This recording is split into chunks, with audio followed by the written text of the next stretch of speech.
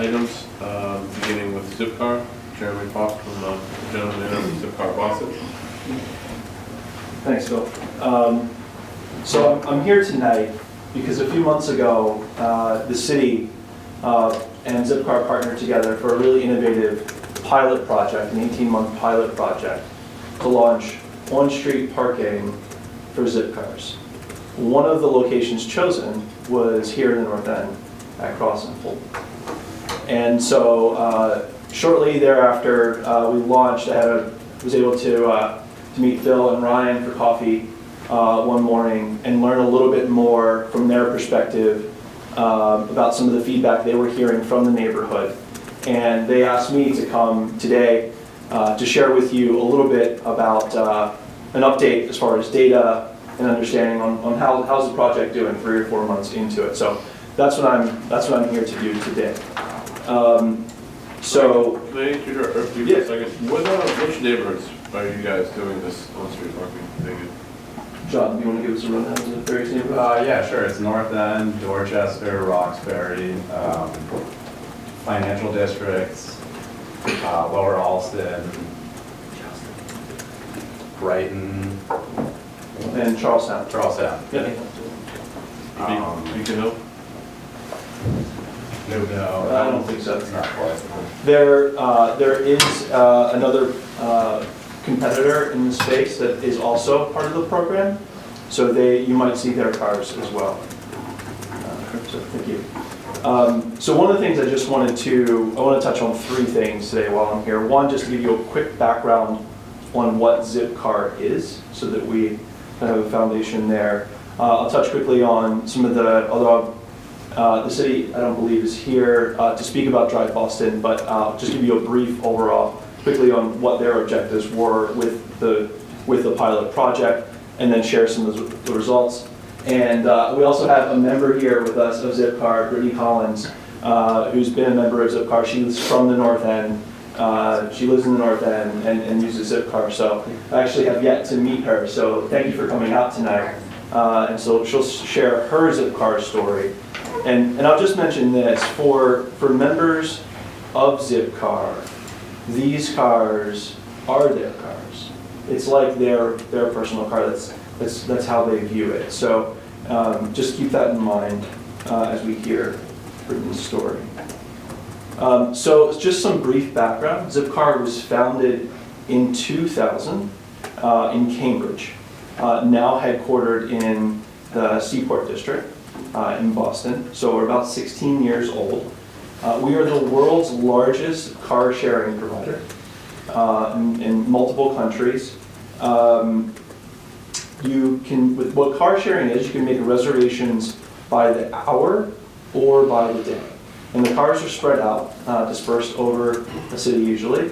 And you just reserve from your phone. You can call in to make your reservation, or by the computer. You're provided with a membership card.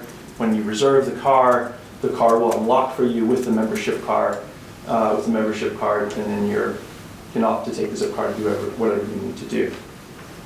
Today, there are over 950,000 Zipcar members worldwide.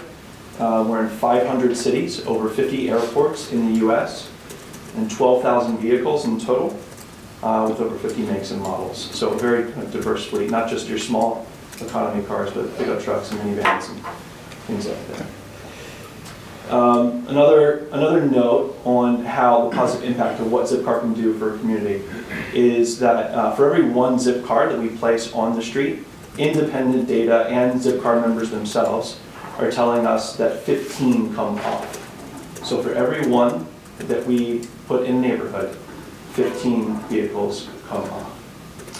And what's interesting is, on average, 1 Zipcar serves approximately 40 of our membership base. So 1 Zipcar for every 40 members. What's unique about the North End is that in this neighborhood, it's double that. 1 Zipcar serves 80 members. All right. So I'll touch on Drive Boston, which I mentioned is the pilot project for the on-street parking. This was a city program that was developed using on-street spaces and municipal lot spaces, so not just on-street curbside, but in municipal lots as well. And they had a few goals. One was to expand mobility options, to bring more mobility options to people in neighborhoods, reduce the number of vehicles per household based on the data that I provided you a few moments ago, to open up curbside parking spaces. That may seem like a little bit backwards because we're putting cars curbside. But the idea is, based on the data, for every 1 car that you put there, 15 come off, so space will open up. And to increase the visibility of car sharing. And I think this is the real one that kind of sets it apart. You've known that we've had cars here in Boston for 15, 16 years. Most of them you see in garages or lots off the street. The city had made a decision to really bring some level of awareness, higher level of awareness to the parking spaces. And with another goal of reducing overall carbon emissions. What are the results from the North End? So I'll state this first. North End, with over 1,400 Zipcar members, is one of our most densely populated neighborhoods with Zipcar members. We classify neighborhoods in different strata, and this is one in our highest density strata. So it's a very, very popular place for the residents of the North End to use Zipcar. As I mentioned, over 80 Zipcar members are served by 1 car in this neighborhood. And a interesting statistic on demographics. 41% of members in the North End are over 41 years of age. So it varies a little bit based on neighborhood. So when you get to a more kind of university-centric neighborhood, those numbers will skew a bit younger. And since we've launched the location for about 3 or 4 months, and here's some of the data from it. The location is at Cross and Fulton, if you haven't seen it. Our customer service index, we use Net Promoter Score. It's a widely accepted across multiple industries way of analyzing customer service. Our Net Promoter Score, our customer service index score, has increased 300%, threefold since we launched this program. And that, the data behind that, what we see, it's being driven by 2 things. One, location experience. We actually ask a question about location experience, and the members are telling us, because of the on-street, they're having an easy location experience. The car's there, it's very easy to get to, it's very visible, they know exactly where it is. The second piece that's driving that is car availability. Because we've now put additional Zipcars in the North End, there's more car availability to serve those that existing member base. And that's something we really needed because the membership has been growing. Applications to Zipcar in the same time period. Now I'm comparing year over year. So the same 3 to 4 month period versus last year. That's where I got the 300% increase with customer service. For applications to membership for Zipcar, same versus the same time period last year, it's increased 242%. So I think it's, again, accomplished in a level of awareness and visibility that the product may have not had before. And then I'll say this on the performance of the location. It's doing extremely well. It's doing 18% better than the average of all the other on-street locations. It's in the top 25 percentile for performance. So overall, very satisfied, and it's still fairly new, and it's during the kind of the winter months. So I would expect to see the usage and the awareness in those numbers increase over time, and I'm happy to come back at a later date to share with you more results if you're so interested. But don't necessarily take my word for it. I wanted to introduce Brittany and have her share a little bit of her Zipcar story, how she came to know Zipcar and how she uses Zipcar here in North End. Sure. Hi everybody. Again, I'm Brittany. I've lived in the North End for about 5 years now on North Harding Street primarily. In the last 2 years I became a Zipcar member. Prior to that I was actually working in the North End for a landlord, so I'm pretty familiar, I'm pretty in tune. I had 250 tenants, so I kind of know the struggles of the North End, including parking. So in that 3 years, I shared a vehicle with a former boyfriend, and we talked many times about how much of a struggle it is with the rat race of parking and street cleaning and, you know, ticketing and towing. And we had talked many times about giving up the car and using the profits towards, you know, Zipcar or something like that, because we just didn't really realize how easy it was and accessible. When I switched jobs, the company I'm working for now said, you know, why don't you get a Zipcar membership so you can visit different job sites we have all over the city. We renovate office spaces. So when I did sign up for it, I was using it just Monday through Friday. I realized that there's locations all over. I didn't even know because I never went into private garages and used street parking. So I would have never realized they were in there. Sorry. So anyway, I use it pretty much all the time, which I guess is why Zipcar got in touch with me. But I've had a great experience with it, and I guess if I had known it was as accessible as it was before, we would have done that, because I'm sure, as you all know, if you have cars in the North End, it's not easy, especially during rush hour, you know, during certain times during the weekends. It was, you know, it was a struggle finding a spot. So I've had, you know, great experience with it, and continue to use it now without a car. I have no interest in getting one and trying to, you know, struggle to get a spot, as I'm sure everybody does. So.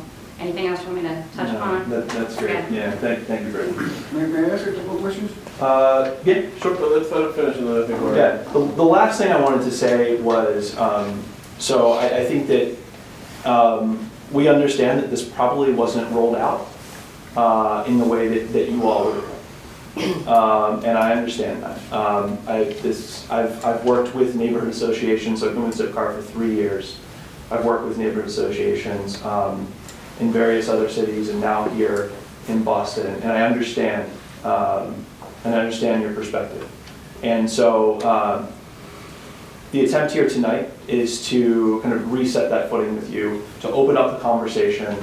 I want you to know that I care about what about your opinions, about your comments, and hopefully we can work together. This is an 18-month pilot program, so it's not necessarily permanent. And so I look forward to working with you all. The one kind of gesture that we're doing, this is I don't think we've ever done this before to this extent, but one of the things I did want to do is to open up a Zipcar offer to the membership base of your council. So not just the board members, but everyone who is a member, folks that aren't here tonight. We've set up a website for folks to try out Zipcar if they want to. We have some flyers. I'll put them over on the table there. It's a special rate. So Zipcar is an annual membership-based program. It's $70 a year or $7 a month. For members of the neighborhood council, we're providing an additional $50 of driving credit so that if you're interested, you can try out Zipcar at a pretty low cost. So with that said, I'm happy to. I'm already a member, so I've been a member for quite a few years. I'm disappointed because I cannot, are you finished? Yes, ma'am. Well, we're going to start with Ryan, so I know you have some questions. Yeah, Chairman, thank you for coming out Sure. tonight. I appreciate it, and I do appreciate you taking the time to meet with us a few months ago when this was kind of strong in everyone. Yeah. I think Zipcar is a great program. Like we talked about, I've seen it in the different garages and parking lots throughout the city. I think just the issue with many of the North Enders who do own cars and rely on them, particularly to travel outside of the city, maybe for long periods of time, when they see even 1 or 2 or 3 spots taken up, that's a lot to us. And I know that Zipcar probably runs a much better program than its competitors that are kind of jumping on this, riding the coattails of what Zipcar's been doing the last 15 years. So my issue is it's a very slippery slope. You know, you have Zipcar in 2 spots, you've got Enterprise now in 2 spots, Avis might want to come in 2 spots. All of a sudden, there's 20 spots in the North End that are now gone from all these rideshare programs. That's 20 spots that, you know, someone who is trying to find a spot, you know, with 2 kids in the back seat, circling around, picking them up from daycare, can't find them. But she relies on her car during the day to travel long distances and can't necessarily use Zipcar. Absolutely. So those are my main concerns, and I'm just curious, maybe if you could go into a little bit more about how the city kind of approached Zipcar, because obviously none of us were given the benefit of knowing this program was going online until literally you wake up the next morning, there's 2 spots painted in front of your doorstep. Yeah. So, you know, I think it would be great. Next month, I heard in the agenda, I think invited Gina to come and speak. So I think that's a great question for her. From our perspective, the city chose the locations, from what I understand. This is all public information. The city chose the locations. And one of the things they looked at was they kind of developed a heat map of the cars that are sitting still during the day, and or multiple households with multiple cars that kind of don't move very often. And so one of the reasons I believe they targeted the north end was because they noticed some of that here. And so there's various other factors that went into it, but I think one of the ideas was, again, if we increase the visibility, if we increase the awareness of car sharing, then folks like Brittany, who have owned a car before and are definitely dealing with the ticketing and parking woes and things of that nature, the folks that can or could potentially use Zipcar as their main form of transportation when they needed a car would have greater access.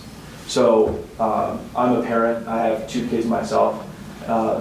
We have 1 car for our family. I know how difficult it is taking out those car seats and putting them in. It is not easy and it is not fun. And I sweat every time I'm doing it, no matter if it's 0 degrees out, because it's just a pain in the butt. So I get it. For the folks, it's not a product for everyone. That's for sure.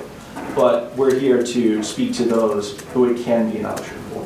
Yeah, I think that helps. In the meantime, those spots are taken away from the people who actually own the car, who pay the taxes, you know what I mean, to keep those spots available. I mean, resident parking, I don't know how you guys compensate the city for those spots, but we don't get compensated for those spots in the sense, if there are 20 parking spots missing on a street cleaning day, that makes it for a lot of parking spots missing. Yeah. So as much as we understand, and I understand this effort by government trying to facilitate these things, but there's got to be a difference between government and private enterprise. Government cannot profit from us by taxing us and giving us the assumption that there's going to be parking available in the neighborhood, and then making a business decision and renting spots or whatever to a company like yours or all the many other companies that come up. The city seems to have a problem with Uber, for example. I mean, many cities do have a problem with Uber. Well, Uber doesn't take the parking spots. You know what I mean? In this case, you're adding a solution for those folks who don't have a car, and you're adding a problem for those folks that have a car. The other question that I have is that most of us who live in the North End and park a car on the street have to do with the issue of street cleaning. Are you guys exempt from street cleaning? We're not exempt from street cleaning. So your cars cannot be there on street cleaning They day? cannot be there, or they should be ticketed, just like any other car. Ticketed and towed? Yeah, they've been Oh, told. I've seen it. They've been told. Told. All right. But again, I think that the issue for many of us in the neighborhood, first of all, I mean, we've had a bunch of things lately that we are told about after they've been done. And I think that most people don't like that. They don't like that in business, they don't like in their relationship with their government, they don't like in their relationship with their neighbors.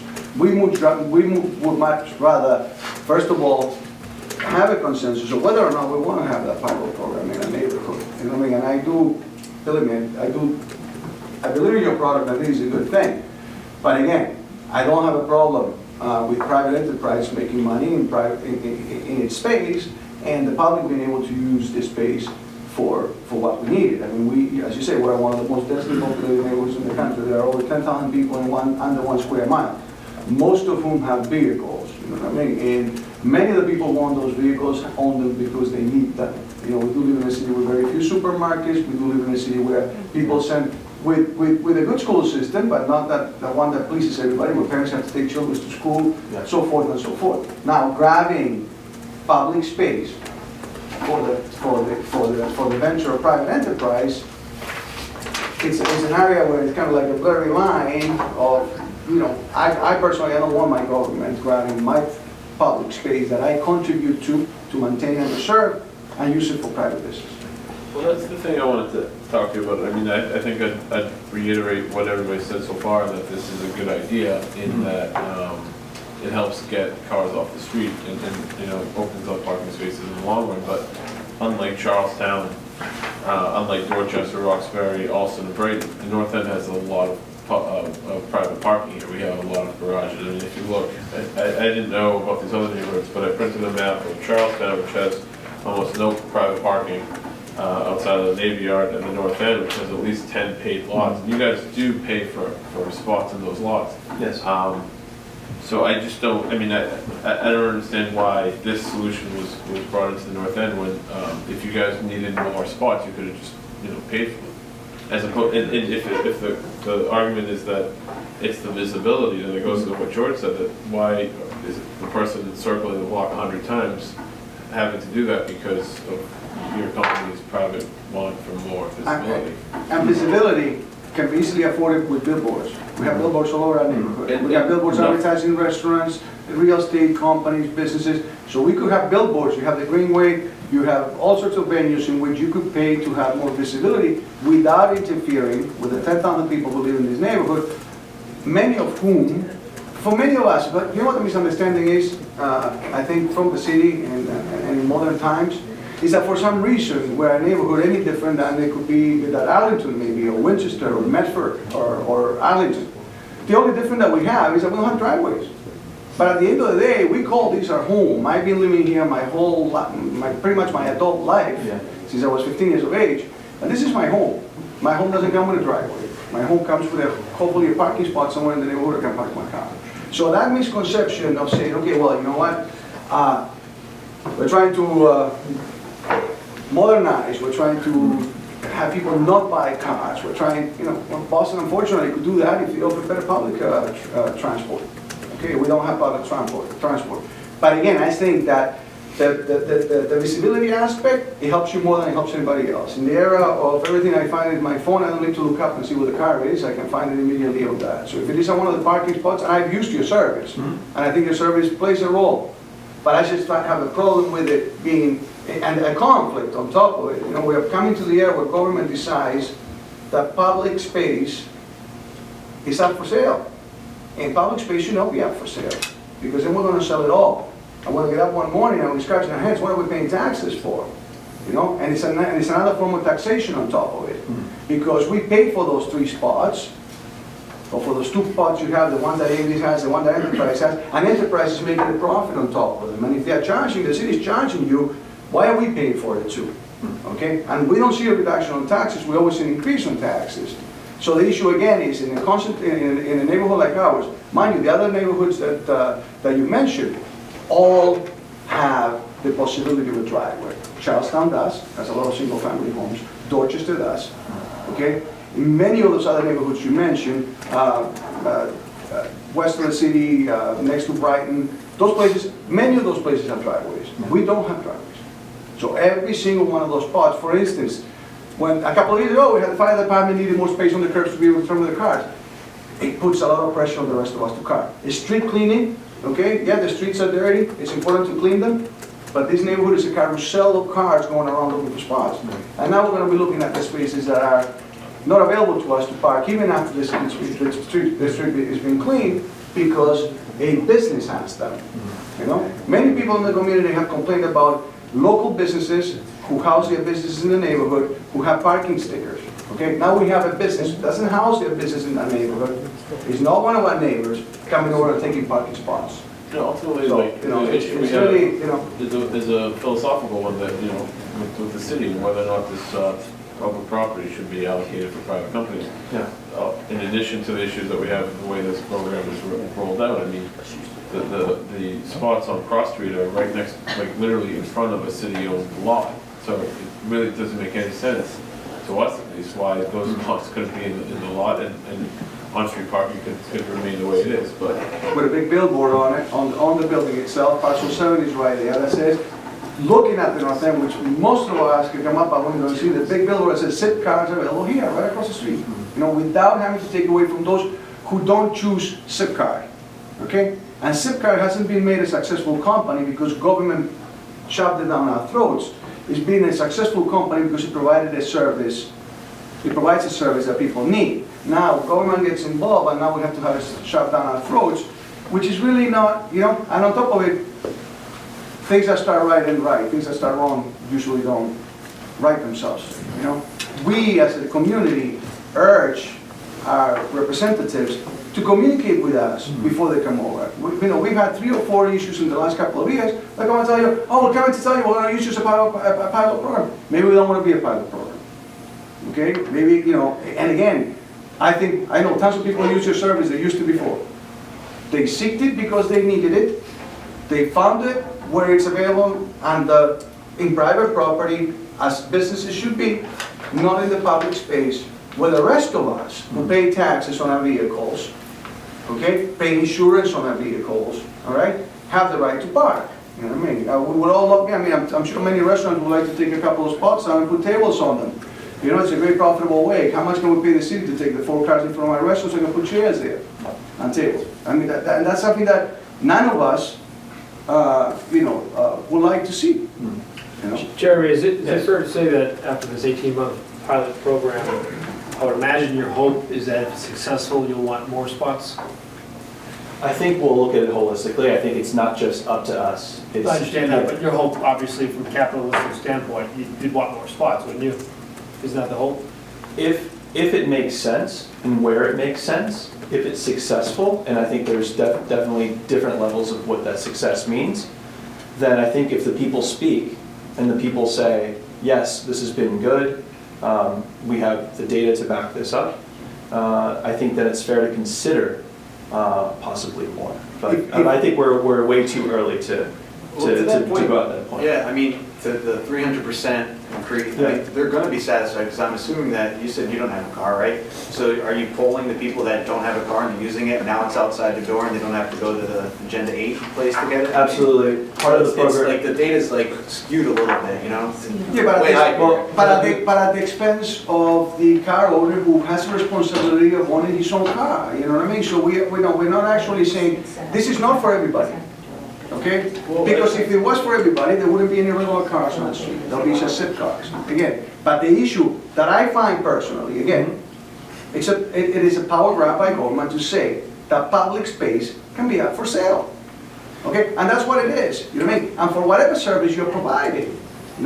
Public, we have bicycle lanes now that restrict access to our streets. Okay, I'm a member, I've been a long-term member, and I do have a parking garage, but I chose not to.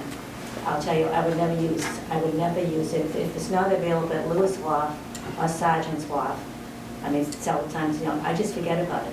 I mean, I can always use Enterprise, because if I use it for a full day, I think Enterprise is cheaper than Zipcar. But I would never go to a space that was held on the street. Absolutely not to pick up the car. I agree with George and Ryan. Well, I think it's great that the membership overall in the neighborhood is up, and I think it plays into the fact that maybe this is working, but the fact that, there's more customer service satisfaction isn't really, relevant to what this is about. I mean, it's about, is it getting cars off this?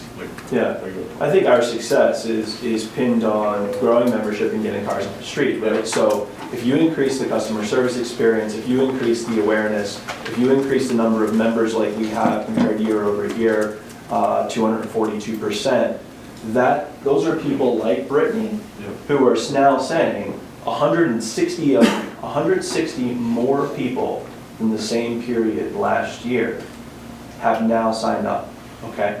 So, to your point, now, I'm not going to touch the philosophical difference between, let me finish. We're a student neighborhood, most of these kids don't own cars. We have a very young population right now.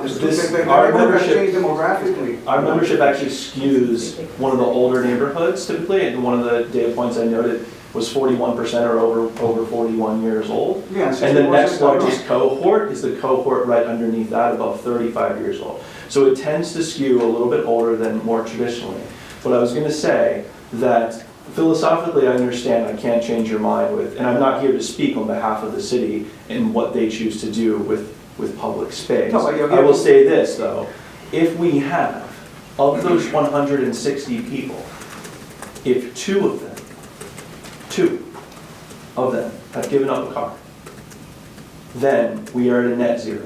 Then, and again, philosophically I understand, but then we are at a net zero where we've added no more cars than were there before. All we need is 2 people of the 160. And so we will do a survey, okay? That's part of this process. We will do a survey and ask people that question. And then we'll find out that data, and then we can report it back. And so we'll actually be able to see the results. Now, if it stands true that for every 1 car, 15 come off, I would expect that about 30 cars have come off the street at the end of this 18-month period. So, again, I think the numbers, if on average, based on our historical experience, speak truth to what's here in the North End, we should expect around that same number. Let me ask you a question. Sure. Is Zipcar a charitable organization? No. Okay, so So do we give to charity? No. Is it a charitable organization, or you guys do this for profit? We do it for profit. Exactly. And what are you gonna come and tell me for profit when you have now additional presence and additional parking spots on our streets? That's gonna persuade me to believe that you're doing it for our interest. But George, in all due respect, this is a beef that we have with the city. Because, I mean, let's face it, if you're Zipcar, you can't blame Zipcar for wanting to do that. Enterprise is doing Avis, why wouldn't you do it? If the city's giving you public spots, why wouldn't you do it? I don't begrudge you for that. I would do the same thing if I was in your shoes. Why wouldn't you? It's a beef that we have with the city. Yeah. So- No, I understand, so- but we're being, I understand, but we have a presentation here that there's a really feel-good presentation for a company that's making a profit. Not a big deal. I'm trying to make a simple point, Sean. The problem, we the understand. point I'm trying to make is, And George, I and think- the rest of us and are George, driving I around agree with looking for you. parking I think spots. we agree with you, the public. Are we gonna get a paycheck at the end of the week for our wasted time? What folks who are, who are just paying for the hourly rate or the daily rate for the car, get to park in our parking spots. It's that simple. You know what I mean? And we were never asked, we were never included in the conversation. You know what I mean? No, but I'm not saying that anybody disagrees in it. Yeah, George, But I he think, says that we're gonna come up with a survey. I'm sure the Zipcar survey is gonna favor Zipcar, it's not gonna favor the neighborhood. George, I think this whole board agrees with your assessment on the public-private issue. No question, but it's a beef we have with the city, not with an entity that's taking advantage or acting on behalf of what the city's offering them. So, We participated in their pilot program. right, and that's, All right. Well, thank you, Jeremy, and, we look forward to hearing about the You got it. results of that survey. Thank you very much.